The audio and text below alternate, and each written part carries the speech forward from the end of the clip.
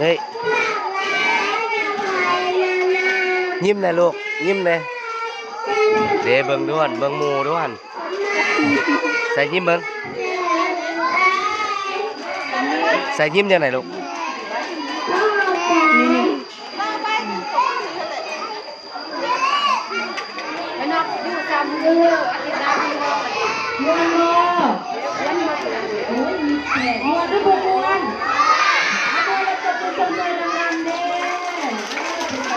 ให้น้องเนาะเอารายการต่อไป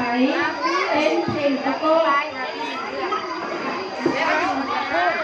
อีกร้านหนูเลยนี่เอาเสียงมาเลยตบมือให้ข้าเจ้าเด้อเสียงเพลงชุ่มเลยน่ะ